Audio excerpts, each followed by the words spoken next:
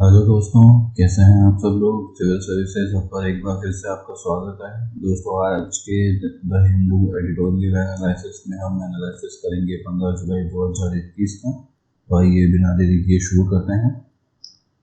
दोस्तों, जैसा कि हम सबसे पहले अपना डाटा पॉइंट डिस्कशन करते हैं, तो आज के जो डाटा पॉइंट में डिस्कशन दिया गया है वो हेल्थ बिल को लेकर दिया गया है। दोस्तों, आपको ध्यान होगा कि अभी जो कोविड-19 का समय चल रहा है, महामारी के 15 महीने हो गए हैं और इसमें लॉकडाउन से लेकर जो कई डेथ और केसेस है, इसकी जो स्थिति है वो हमारे को देखने को मिली है। ऐसी स्थिति में जो लोगों का जो मेडिकल बिल है वो मेडिकल बिल भी राइज हुआ है, वो भी अप हुआ है, काफ़ी उसमें बढ़ोतरी हुई है। और दूसरी ओर जो इनकम का लेवल है लोगों का, वो इनकम का लेवल डाउन हुआ है। तो उसी के बारे में इस डाटा पॉइंट में चर्चा की गई है कि जो आरबीआई ने इन्फ्लेशन रेट डिसाइड कर रखा था, उस इन्फ्लेशन रेट से भी ऊपर इन्फ्लेशन रेट हमारा चला गया है और 6.26% इन्फ्लेशन हो गया है। इस प्रकार जो इसमें बढ़ोतरी है वो सबसे ज़्यादा एडिबल ऑयल में बढ़ोतरी हुई है, जो 34.7% है। और इसके अलावा जो सिग्निफिकेंट इंक्रीज हुआ है प्राइस में, वो एग, फ्यूल, लाइट और फ्रूट, ट्रांसपोर्टेशन जैसी चीज़ों में इसकी वृद्धि हुई है। ट्रांसपोर्टेशन में तो जो वृद्धि है वो होना लाजमी है, क्योंकि जो पेट्रोल के दाम है वो आपको पता है कि आसमान तक पहुंच गए हैं। लगभग 108 रुपये जो लीटर है वो पेट्रोल अभी मिलने लग गया है और इसमें जो बढ़ोतरी है वो लगातार जारी है। तो इस प्रकार पेट्रोल में जब बढ़ोतरी होती है तो ट्रांसपोर्टेशन में बढ़ोतरी होना वाजिब है। इसी प्रकार जो हेल्थ का जो इन्फ्लेशन है वो इन्फ्लेशन 8.4% हो गया है और 7.60% ये मई में था। जो मई और जून का जो रेशियो है वो 8.4% और 7.60% है। इसी प्रकार से जो है वो इन्फ्लेशन रेट दिन प्रतिदिन बढ़ती जा रही है। मेडिकेशन जो था उसकी 8.6% है और जो मेडिकल टेस्ट है उसकी 6.2% है। इसी प्रकार जो फीस है उसकी 4.5% का इंक्रीमेंट उसमें देखने को मिला है। यहाँ सबसे ज़्यादा जो मेडिकल को लेकर अगर कोई महंगाई की बात करें, तो मेडिकल को लेकर जो महंगाई है वो तेलंगाना में सबसे ज़्यादा बढ़ी है और तेलंगाना में ये जो है वो सबसे ज़्यादा इन्फ्लेशन का रेट देखा गया है। और तेलंगाना और जम्मू एंड कश्मीर ऐसे स्टेट हैं जहाँ पे जो रूरल एरिया है, वहीं पर रूरल एरिया में जो इन्फ्लेशन है वो सबसे ज़्यादा बढ़ा है। तो इस प्रकार की स्थिति देखने को मिल रही है। और जिससे कोविड-19 के समय में, महामारी के समय में जो लोगों की इनकम है वो कम हुई है और दूसरी ओर जो उनका मेडिकल का बिल है, मेडिकल का एक्सपेंस है, वो भी बढ़ा है। तो ये समझते हैं कुछ और डाटा को, जिसमें सबसे पहला जो हेल्थ का कॉस्ट दिया गया है। इस हेल्थ के कॉस्ट में जो इन्फ्लेशन का रेट इसमें बताया गया है वो इन्फ्लेशन का रेट टाइम बाय टाइम बढ़ा है और काफ़ी ज़्यादा इस प्रकार से इन्फ्लेशन देखने को मिल रहा है। जो मेडिकल एक्सपेंसेस हैं वो आप देखिए किस तरीके से एक रेगुलर जो इंक्रीज है इसमें देखने को मिल रहा है और 9.6% का इसमें ओवरऑल ईयर ऑन ईयर जो इन्फ्लेशन है वो देखने को मिला है जून तक। इसके अलावा जो स्टेट वाइज डाटा अगर आप देखेंगे, तो स्टेट वाइज डाटा में तेलंगाना है, वो तेलंगाना सबसे ऊपर है, जिसमें इस प्रकार जो ये डाटा दिया गया है इसमें रूरल एरिया में सबसे ज़्यादा इन्फ्लेशन बढ़ा है। ओवरऑल रेट कम है और जो अर्बन रेट है वो भी कम है। JNK में इसी प्रकार आप देखेंगे तो रूरल एरिया में ज़्यादा है और अर्बन एरिया में कम है। बाकी जो स्टेट्स हैं उसमें अर्बन एरिया में ही इन्फ्लेशन ज़्यादा है और रूरल एरिया में इन्फ्लेशन कम है। बाकी JNK और तेलंगाना में ही इस प्रकार की स्थिति देखने को मिलती है। इसके अलावा जो इस इन्फ्लेशन को बढ़ाने में जो कंट्रीब्यूट कर रहे हैं जो फैक्टर्स, उन फैक्टर्स में भी जो एग, फ्रूट्स और एडिबल ऑयल और जो ट्रांसपोर्टेशन का जो एक्सपेंस है वो इसमें मेजर कंट्रीब्यूट करते हैं। और जो फुटवेयर है और जो अपने हमारे पहनने के कपड़े हैं उसमें जो इन्फ्लेशन का रेट बढ़ा है वो 6.2% बढ़ा है।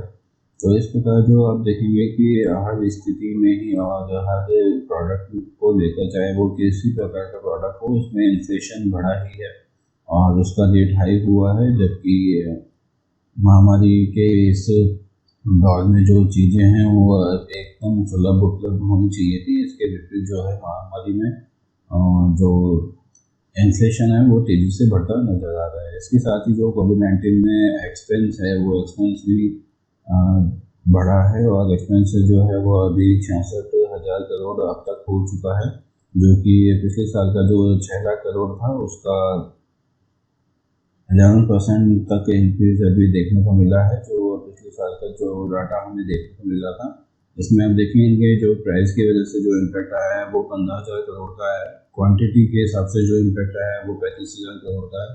इनकम के हिसाब से जो इम्पैक्ट है वो 16,000 करोड़ का है। और साथ ही जो हेल्थ एक्सपेंडिचर का टोटल इम्पैक्ट आया है वो 66,000 करोड़ आया है, जो कि पिछले साल में जो फाइनेंशियल ईयर में 6 लाख करोड़ था उसमें अभी की स्थिति अगर आप देखें तो 11% अभी हो चुका है।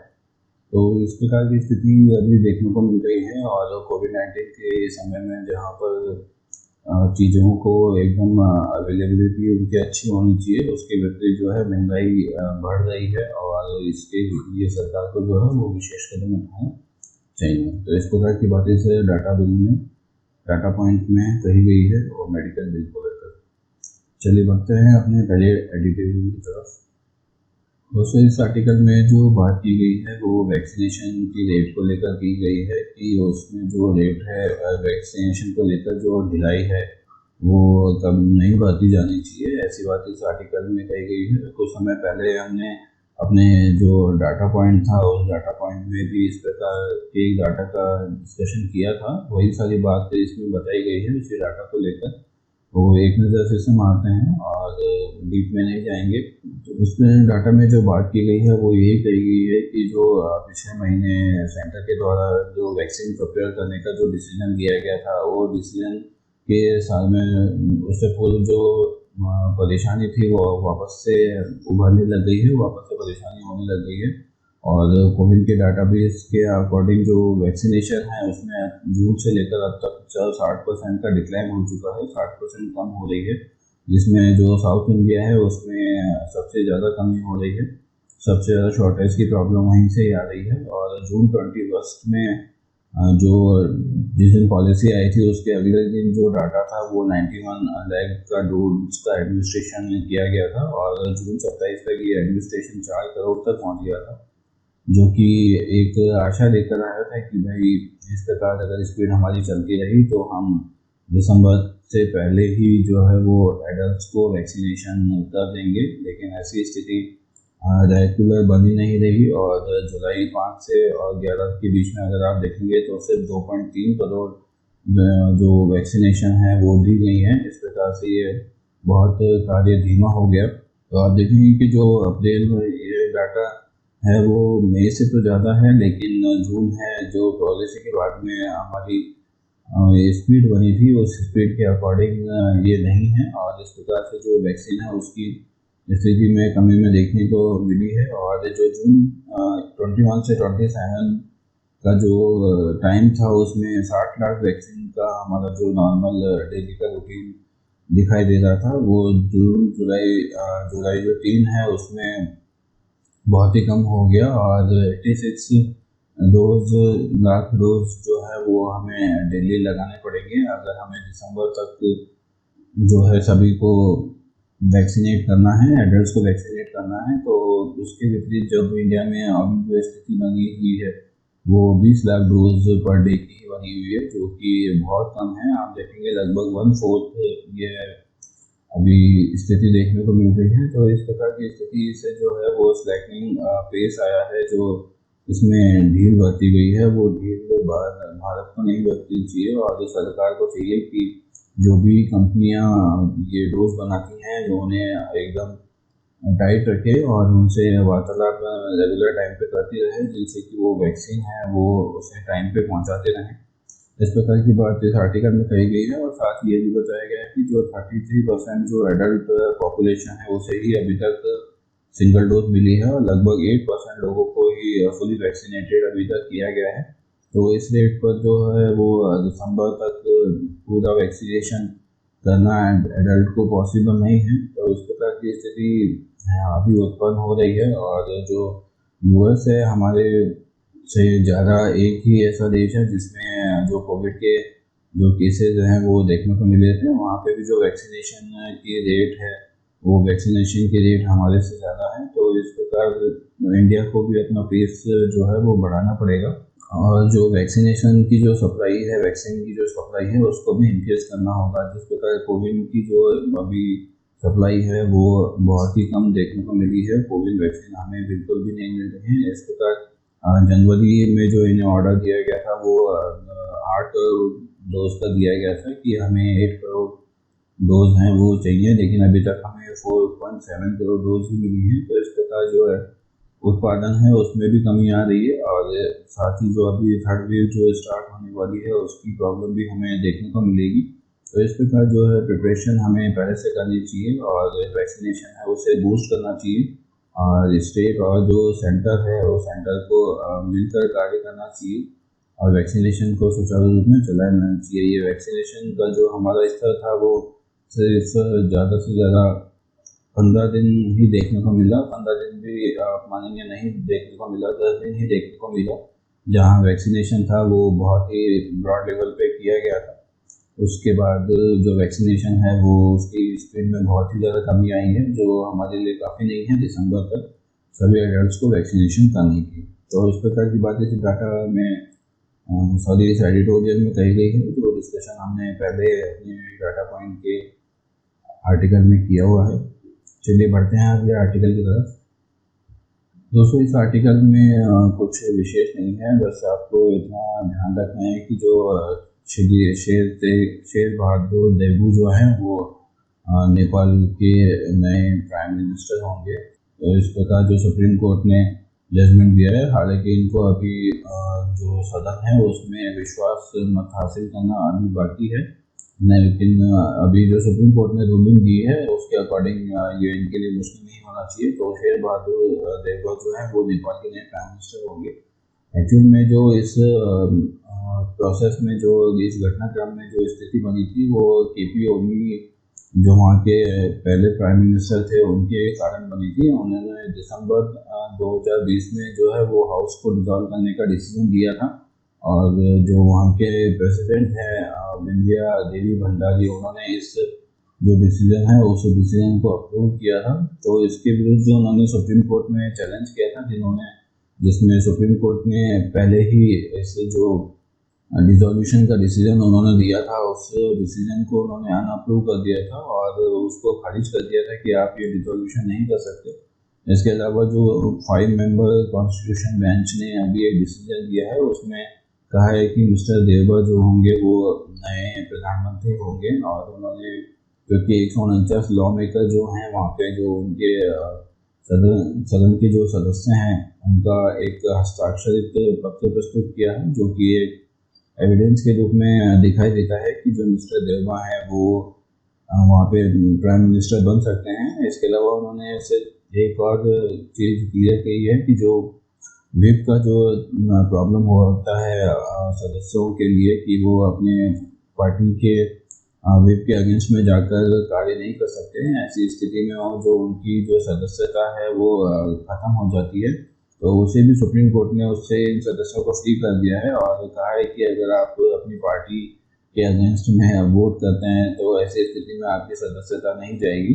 तो इस प्रकार से जब ये अभी मेंबर्स हैं वो फ्री हो गए हैं, तो वो फ्री होने की स्थिति में जो खुलकर अपना जो वोट है वो वोट कर सकते हैं, उनको कोई डर नहीं रहेगा अपनी सदस्यता निरस्त होने की। इस प्रकार जो वहाँ के लॉ मेकर हैं उन्होंने ऐसी स्थिति वहाँ पर पैदा कर दी गई है जहाँ पर एक पॉलिटिकल क्राइसिस उत्पन्न हो चुका है इस महामारी के दौर में। उस पॉलिटिकल क्राइसिस को जो सुप्रीम कोर्ट है उसके डिसीजन के द्वारा एक विराम मिला है, और जो देववा है वो वहाँ पर अगर अपना इस स्थिति में भी अगर वो अपना विश्वास मत अगर हासिल कर लेते हैं तो वो प्रधानमंत्री बन जाएंगे। हालांकि इसकी संभावना नहीं जताई जा रही है कि उन्हें विश्वास मत नहीं मिलेगा, लेकिन इसकी कोई गारंटी भी नहीं है। तो अगर उन्हें विश्वास मत अगर मिल जाता है, अगर अप्रूव हो जाता है, तो वो अगले प्रधानमंत्री वहाँ के कहलाएंगे। तो इस आर्टिकल में पॉलिटिकल डिस्कशन है नेपाल को लेकर। आपको सिर्फ ये इतना ही ध्यान रखना है कि जो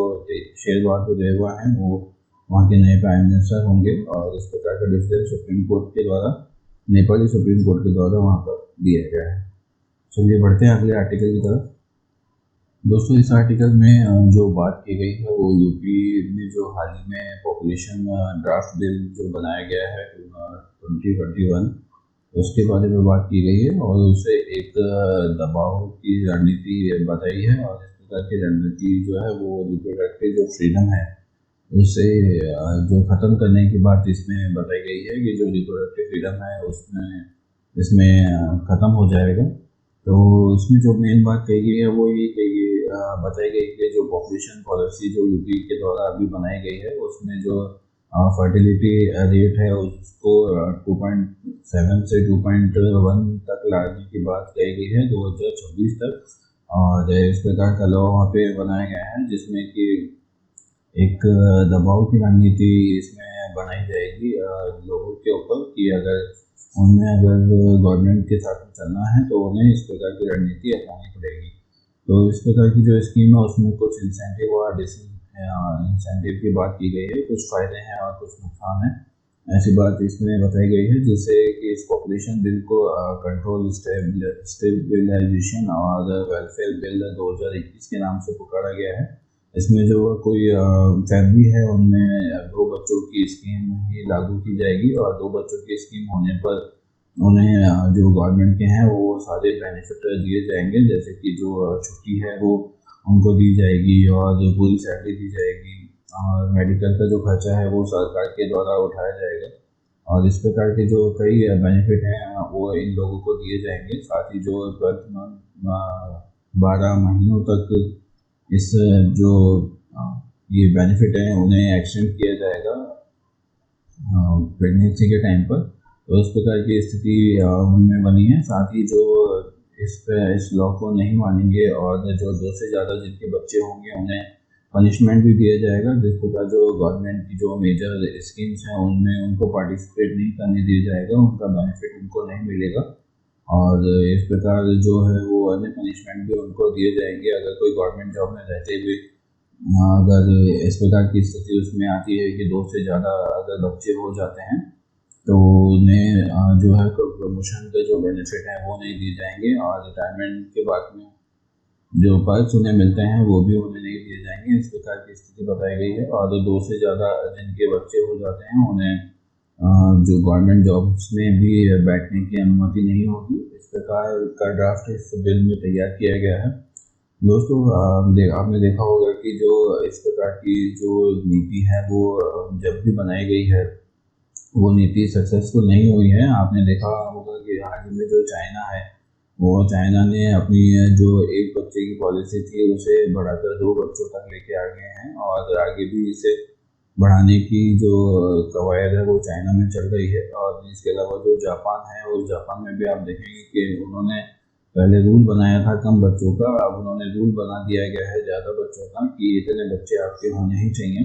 इस प्रकार की स्थिति वहाँ पे देखने को मिली है। सेंट्रल गवर्नमेंट ने खुद इस बात को एक सुप्रीम कोर्ट को जो एफिडेविट उन्होंने प्रस्तुत किया था उसमें ये बात कही थी कि जो इस प्रकार की नीति है वो कारगर नहीं होती है, इसलिए जो गवर्नमेंट है वो फैमिली प्लानिंग को एक दबाव की रणनीति में लेकर नहीं चलेगी और लोगों को एजुकेट करना इसके लिए एक बेटर ऑप्शन है। तो इस प्रकार की बात इस आर्टिकल में बताई गई है कि जो पॉपुलेशन कंट्रोल का ये दबाव वाला जो सिस्टम है वो कभी भी काम नहीं किया है और इंटरनेशनल लेवल पे अगर आप देखेंगे तो वहाँ पर भी इस प्रकार की स्थिति हमेशा नेगेटिव में ही रही है। और इसके अलावा जो केंद्र सरकार ने सुप्रीम कोर्ट को एफिडेविट में बताया था कि जो उन्होंने इंटरनेशनल कन्वेंशन है पॉपुलेशन और डेवलपमेंट प्रोग्राम एक्शन पे तो उसके अकॉर्डिंग ही कार्य करना बेहतर समझा है और इस प्रकार की रणनीति बनाने के बजाय बेसिकली इस लॉ के पीछे जो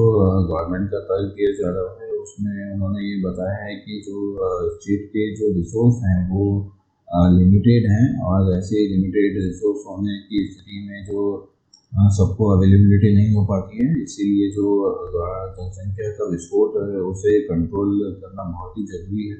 इस प्रकार की बात उन्होंने इस ड्राफ्ट बिल के बेस पॉइंट में रखकर इस ड्राफ्ट को क्रिएट किया है। दोस्तों आप देखेंगे कि जो पुराने जो कई डिसीजंस इस प्रकार के जो बिल हैं उनको लेकर सुप्रीम कोर्ट ने दिए हैं। इन सुप्रीम कोर्ट ने अपने डिसीजंस में ये बात कही है कि ये जो फ्रीडम है वो फ्रीडम ऑफ प्राइवेसी जो आर्टिकल 21 में आता है उसके अकॉर्डिंग आता है, और इस प्रकार की जो फ्रीडम है आप नहीं छीन सकते। और रिसेंटली उन्होंने KS पट्टासामी और जो यूनियन ऑफ इंडिया का केस था 2017 में, उसमें इस प्रकार की बात कही थी कि जो एक पर्सन की जो ऑटोनॉमी होती है, जो उसका खुद का डिसीजन होता है, इस प्रकार की चीज़ों पर आप बाउंडेशन नहीं लगा सकते हैं। और आप ये जरूर कह सकते हैं कि आपको ये नहीं करनी चाहिए, तो गवर्नमेंट की जो इस प्रकार की पॉलिसीज़ हैं वो उसमें आपको जो भागीदारी है वो नहीं मिलेगी या सरकारी नौकरी नहीं मिलेगी। लेकिन इस प्रकार से आप बाउंड नहीं कर सकते कि अगर ऐसा आपने किया तो कोई भी अदर जो पर्क्स हैं वो आपको नहीं मिलेंगे या कोई भी चीज़ आपको प्रोवाइड नहीं की जाएगी। इस प्रकार से जो पट्टासामी जो केस था उसमें इसे फंडामेंटल जो लॉज की हमारी जो बाउंड्री है उसके अंदर बताया था, और कहा था कि जो हमारा जो लॉ है फ्रीडम टू प्राइवेसी, वो लॉ भी बाउंडलेस नहीं है, उसमें भी सीमाएं हैं। लेकिन इन सीमाओं को बनाने के लिए अगर गवर्नमेंट के पास में अगर कोई ऐसा रीज़न है जिसमें कि वो जो जनरल पब्लिक है उसका ध्यान में रखकर ऐसा डिसीजन ले रही है, तो ऐसा डिसीजन गवर्नमेंट ले सकती है। ऐसी बात उस जजमेंट में कही गई थी। लेकिन इस जजमेंट में और इस बिल में ऐसी बात कोई देखने को नहीं मिलती है कि जनता के जो वेलफेयर के लिए इस प्रकार का बिल लाया गया हो। इस बिल में साफ ये कहा गया है कि जो अगर इस नॉर्म्स को मानेगा वो गवर्नमेंट की सारी चीज़ें कर सकता है, उनके स्कीम्स का फ़ायदा उठा सकता है, सरकारी नौकरी पा सकता है, एग्ज़ाम दे सकता है।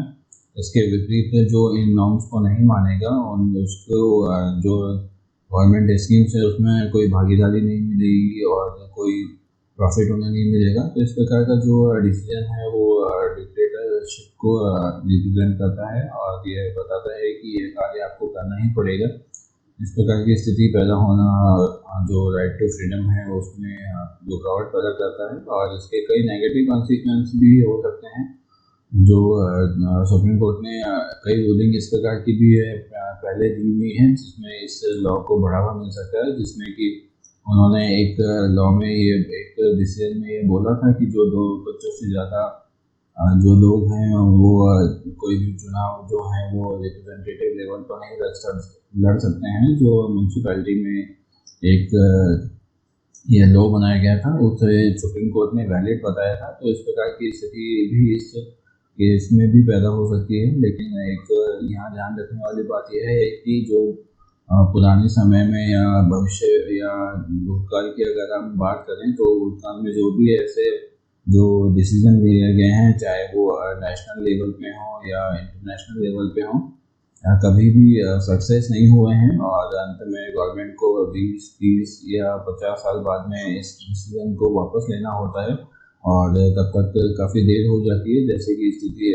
चाइना में देखने को मिली है और जापान में स्थिति और भी ज़्यादा ख़राब है। तो इस प्रकार की स्थिति है वो इंडिया में भी क्रिएट हो सकती है। तो इसीलिए जो इस प्रकार जो दबाव की रणनीति है उस रणनीति को हमें काम में नहीं लेना चाहिए और पब्लिक को अवेयर करना चाहिए कि जो इस प्रकार का जो जनसंख्या का विस्फोट है और उसको हमें रोकना चाहिए और अवेयर करके जो सेल्फ डिसीजन है उसे बढ़ावा देना चाहिए। दूसरी ओर जो इस प्रकार की जो डिसीजन है उनसे कई प्रकार की जो प्रॉब्लम है वो भी पैदा हो सकती हैं, जिसमें जो पहली है वो चाइल्ड बर्थ को लेकर है।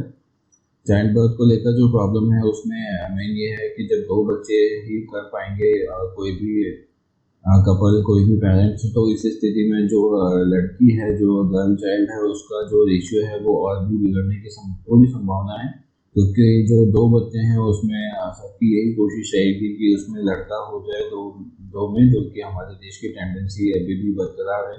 तो ऐसी स्थिति में जो गर्ल चाइल्ड है उसके जीवन को भी खतरा यहाँ पर पैदा हो सकता है।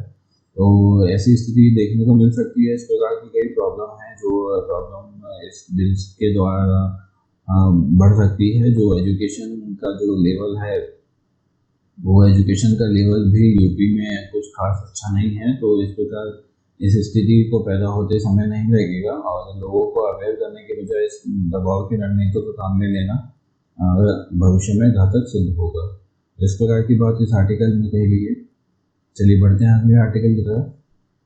दोस्तों इस आर्टिकल में जो चर्चा की गई है वो ब्रेक्सिट को लेकर की गई है, जिसमें जो डिवाइडेशन की पॉलिसी अभी यूनाइटेड किंगडम के द्वारा अपनाई जा रही है, जिसमें यूरोपियन यूनियन से कभी वो दोस्ती करते हैं कभी दुश्मनी करते हैं। तो इस प्रकार की जो इश्यूज हैं उनका डिस्कशन इसमें किया गया है। इंटरनेशनल रिलेशन से रिलेटेड है और जो वर्ल्ड से रिलेटेड ये आर्टिकल है, इसका डिस्कशन हम अपने इंटरनेशनल रिलेशन के वीडियो में करेंगे। आपको बता दें कि इंटरनेशनल रिलेशन का जो वीडियो है वो हर मंडे को हम प्रोवाइड कराते हैं। तो हर मंडे को इस समय जो वीक के जो इंटरनेशनल रिलेशन से रिलेटेड जो आर्टिकल होते हैं, जो भी न्यूज़ होती है, उसका डीप एनालिसिस हम उस वीडियो में करते हैं। और कुल मिला के जो इसमें बात की गई है वो जो यूनाइटेड किंगडम के ब्रेक्सिट को लेकर जो स्टैंड है इसको लेकर की गई है कि यूनाइटेड किंगडम जो ब्रेक्सिट में कभी यूरोपियन यूनियन के कभी नज़दीक जाता है और कभी उनसे दुश्मनी मोल लेता है। तो इस प्रकार की स्थिति उसमें देखने को मिलती है। और ब्रेक्सिट का जो स्टेटस है वो कभी अच्छा रहता है और कभी बुरा रहता है, जिसमें कि एक जो नॉर्दर्न आयरलैंड से रिलेटेड एक केस का डिस्कशन किया गया है और स्कॉटलैंड को लेकर भी इसमें डिस्कशन किया गया है। तो इसका कंप्लीट डिस्कशन आपको इंटरनेशनल रिलेशन के वीडियो में मिलेगा। चलिए बढ़ते हैं अगले आर्टिकल की तरफ। दोस्तों इस आर्टिकल में जो बात की गई है वो कश्मीर के फ्यूचर को लेकर की गई है। आपने देखा होगा कि हाल ही में जो प्राइम मिनिस्टर हैं उन्होंने ऑल इंडिया पार्टी की मीटिंग की थी। ऑल पार्टीज जो कश्मीर की थी उनकी मीटिंग की थी और उस मीटिंग में जो आर्टिकल 370 और 35A को लेकर बातचीत होनी थी। साथ ही जो वहाँ पर इलेक्शंस को लेकर बात होनी थी और जो JNK का जो स्टेट का जो उनका दर्जा था वो वापस देने की बात की गई थी। लेकिन इन सब पर कोई भी बात इस मीटिंग में नहीं की गई और जो इनकी बात शुरू से सुनी गई है कि इस प्रकार की स्थिति होनी चाहिए, लेकिन कोई भी डिसीजन नहीं लिया गया है। तो इस प्रकार से जो अभी जम्मू कश्मीर में ये स्थिति बनी हुई है वो एक पॉलिटिकल ड्रामा का रूप लेने वाली है। और जो उपकर अलायंस है वहाँ पर जो इन लोगों ने बनाया है सभी पार्टी जो हैं कश्मीर के उन्होंने मिलकर, तो इस प्रकार जो ये उपकर अलायंस 2019 है, इसमें जो लीडर्स हैं जिसमें फारूक अब्दुल्ला हैं और उमर फारूक हैं और मुफ्ती जो है वो लीडर हैं। वो लीडर ही ये डिसीजन लेंगे कि जो कश्मीर का भविष्य है वो किस और जाएगा। और स्टेट जो सेंट्रल गवर्नमेंट है उसे स्टेट गवर्नमेंट के साथ में मिलकर कार्य करना चाहिए। जबकि जो बीजेपी का जो अलायंस देखा जा रहा है गवर्नमेंट का, वो इस तरफ देखा जा रहा है कि किस प्रकार से जो जम्मू है उसे उनके कब्जे में रखा जाए।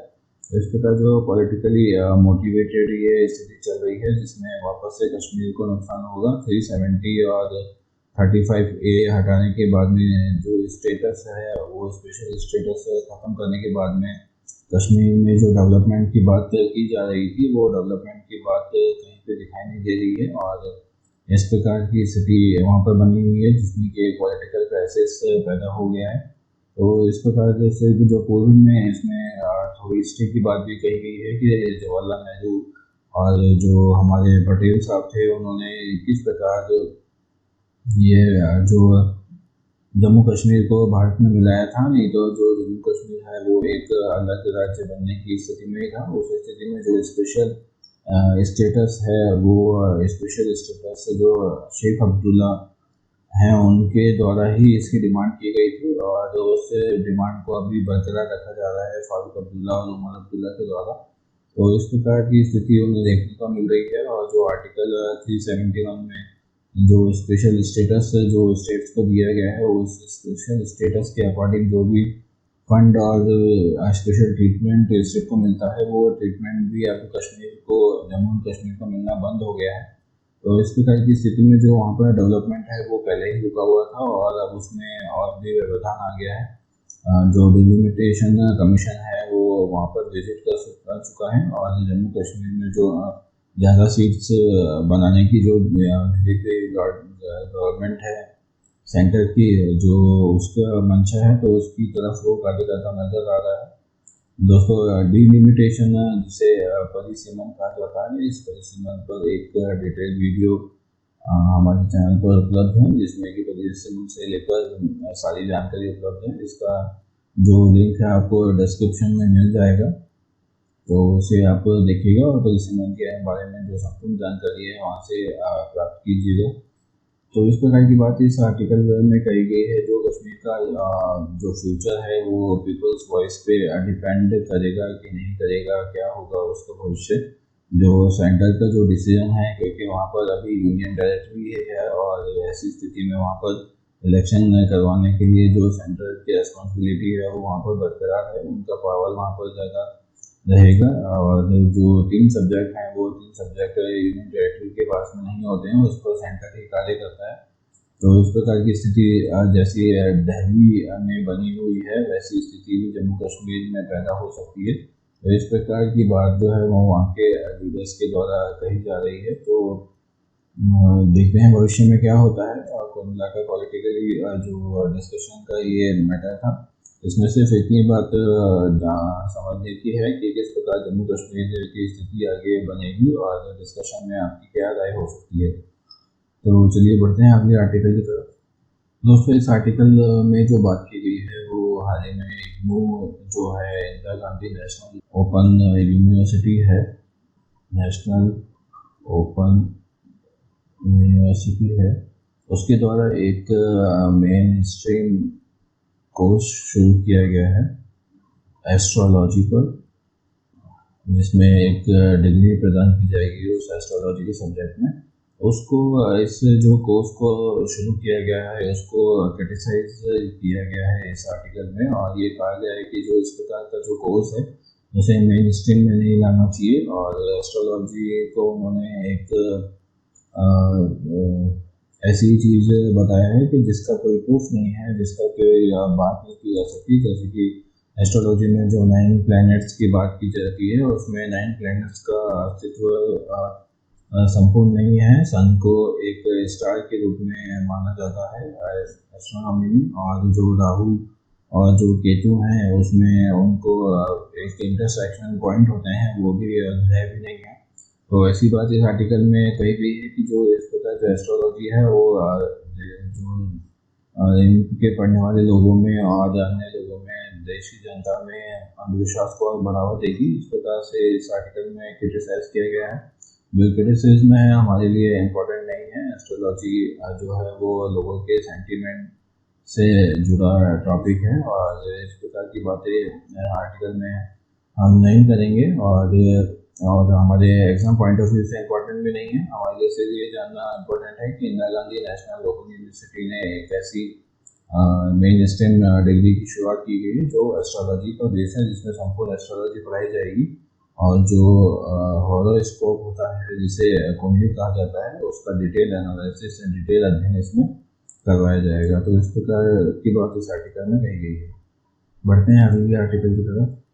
दोस्तों, इस आर्टिकल में जो बात की गई है वो जो हमारे फ्रंटलाइन वर्कर्स हैं, जितने भी डॉक्टर्स हैं और मेडिकल स्टाफ है, उसके लिए जो दिल्ली के जो चीफ मिनिस्टर हैं मिस्टर अरविंद केजरीवाल जी, उनके द्वारा ये डिमांड की गई है कि इन्हें एक कंबाइंड अवार्ड दिया जाना चाहिए और इनके काम को जो है वो अप्रिशिएट करना चाहिए कि इस प्रकार का कार्य इन्होंने किया है, और उन्हें अप्रिशिएट करके उन्हें अवार्ड देकर इस बात की सम्मान दिया जाना चाहिए कि जो गवर्नमेंट है वो उनके इस त्याग को रिकॉग्नाइज करती है। दूसरी तरफ इस आर्टिकल में बात की गई है कि जो दिल्ली के जो सीएम हैं उन्होंने खुद एक कंपनसेशन की बात की गई थी कि जो भी कैजुअलिटीज़ होती हैं इसमें सेकेंड वेव में हुई हैं, जैसे कि तो उसमें जो भी फैमिली होंगी उनको 1 करोड़ रुपए का कंपनसेशन दिया जाएगा। वो कंपनसेशन अभी तक नहीं दिया गया है।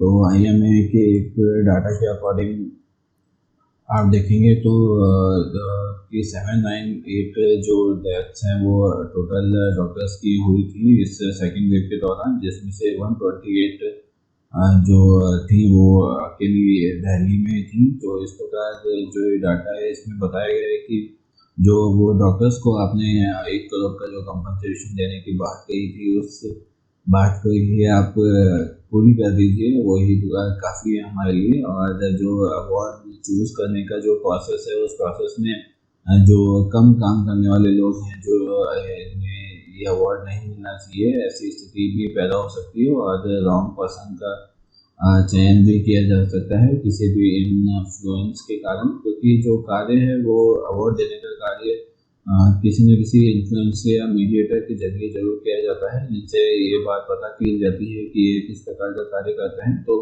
जो रिपोर्ट देने वाले जो लोग हैं वो इस चीज़ को इन्फ्लुएंस कर सकते हैं और एक गलत आदमी को अवार्ड भी मिल सकता है।